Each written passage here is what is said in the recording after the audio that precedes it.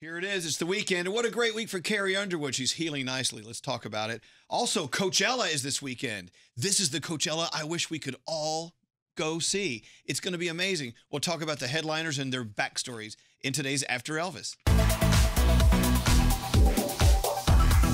So today, as we kick off the weekend, two of my favorite people. I say that, by the way, when I introduce anyone on this show, because you're all my favorite people. Only my favorite people are allowed. Of course, from the Elvis Duran Morning Show, the beautiful Samantha. Hi. Producer Sam is here. And our senior executive producer, Straight Nate. Oh, well, thank you. That was a compliment, then an insult, and a compliment. It's a sandwich. A crap sandwich. Anyway, thank you guys for being here. What a great week for Carrie Underwood. I love her. You know, when she came up and performed here, I think it was 2 years ago, she's one of only two people after she appeared here to write a handwritten note and sent it to Elvis and said, "Oh my God, Elvis, I had such a great time. I will never, ever say a bad word about Carrie Underwood." So you better not say a bad word about Carrie Underwood. Only good ones here. Don't worry. Well, first of all, this week we really got a behind-the-scenes story from her about her face injury. It was, God, how long ago? She fell down a staircase and really, really scratched up the side of her face. 40 to 50 stitches were needed. She also broke her wrist. Yeah. And it's not fully functioning. She only has this much, not that much. Anyway, the wrist is almost back to normal, and her face is back to a place where she feels confident enough to be in public and let you see that side of her face. Yeah. I can't imagine what it's like, for anyone having to go to school or go to work with a facial scar. But when you're in the public eye and you're Carrie Underwood and part of your business is making videos and taking pictures, that had to have been really rough for her. Yeah, I can't imagine what it must have felt like, and it's kind of hard for me to talk about because it's something you can't understand unless you're there. But I do wish that she did come out a little bit with some photos, because I will never poo-poo someone who's famous, a star, bringing themselves down to an everyday person level. So in a way, it would have been kind of nice to see that, just, saying, hey, this sucks, here's what I'm going through. Like, oof, it's going to be a road, but I don't judge her for not. Yeah, I think she's worried about being judged because she is one of the most beautiful women, I think. Yeah. In music in the world, and I think she's probably worried about being judged about what people are going to say about her new appearance, or maybe, will I look as pretty as before, or maybe somebody's going to say, "Oh God, you actually had plastic surgery and you didn't really fall." I'm sure there's somebody. Well, that was the big say conspiracy theory that she actually had some work done, so she blamed it on a fall. I don't believe that. But I mean, look, let's talk about how vain we are.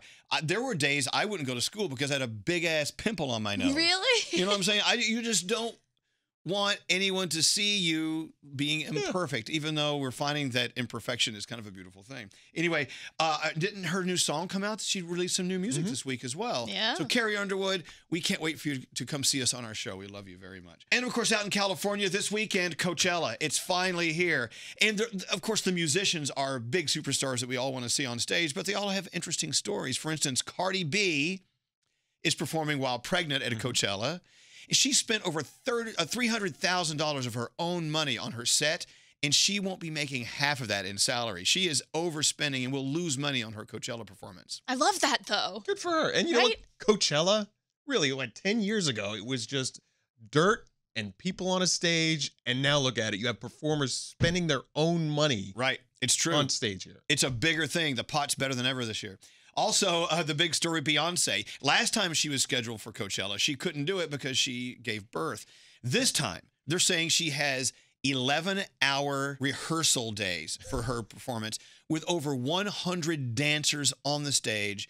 She hasn't performed in a while, and we have Beyonce back at Coachella. So if you're lucky enough to be there, man, good for you. Queen Bee. I also think Beyonce is going to out-Beyonce herself because of all the disappointment and anticipation when she had to cancel. So we would normally expect an incredible show from her, but don't look at me like that. I'm just Only Beyonce could double. Beyonce She's going to Beyonce to the second power. Like, this is going to be so much better than it would have been had she not canceled. Beyonce squared. Yes. You also have The Weeknd, who just dropped his new music, and of course, Eminem, who is always in the headlines with his political views. So Coachella is going to be a major, major festival. Why didn't we go? I don't know. They won't return my calls. Got stuff to do. Anyway, it's all about Coachella, your favorite stars and their stories. It's happening. Ooh, new Selena Gomez music on the way. Is this true? She's out doing press for Hotel Transylvania 3. And I don't know if you've seen this past week, Selena Gomez on social media. The biggest smile I've seen on her in quite some time. Yeah, she's usually pretty composed in her photos, like very naturally beautiful and model-esque. So to see her just cheesing is really nice. She's got this voice. It's the Kygo song.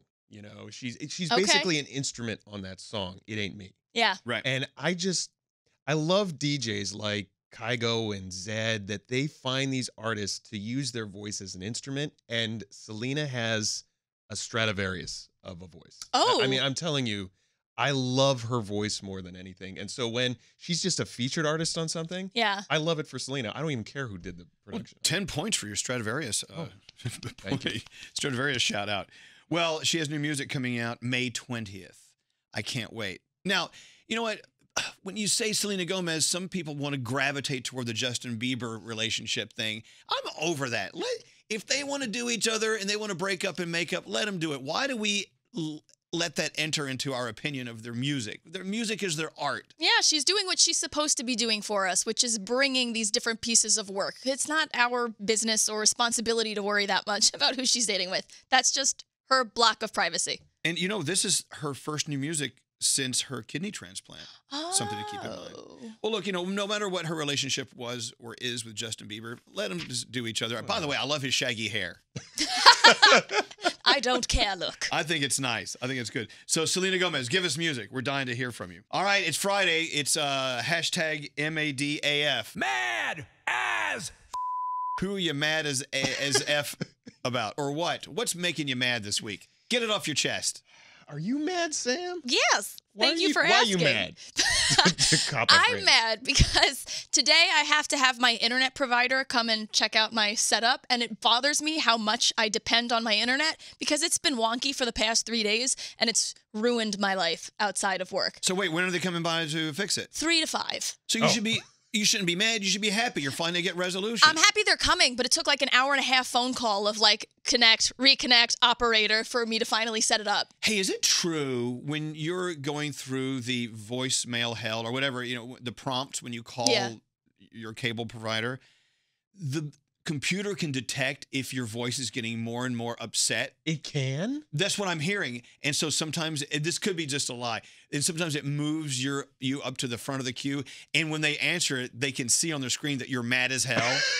Is this true? Oh my Could someone gosh. reach out and let us know if this is true? That would make sense because I try and be way too polite, so no wonder Oh, no. I was on hold for so long. I yell at those prompts. I well, yell at those computers. There's been times where I'm hung up on when I'm going through the prompts, and I'm thinking it's because now I'm too angry when I'm going, operator, operator. So Like, apparently they operator. can hear that, and I want to know if that's true. All right, so what are you mad as F about? I'm mad about that now. I'm sorry. so sorry. Now you're going to be all fired up. I got to call the cable company too. God, Sam. Thanks Secondhand for reminding anger. me. Well, I got to be honest. I want to participate. I have nothing to be mad about. Good. Oh, that's nice. I mean, I probably do, but I'm going to let it go. It should be Let It Go Friday. Okay. Next Friday. One day, not I'm today. sorry. I'm not as mad as We got to get out of here. I hope you have a great weekend. I hope you enjoy Coachella this weekend. Yeah. We'll see you next week.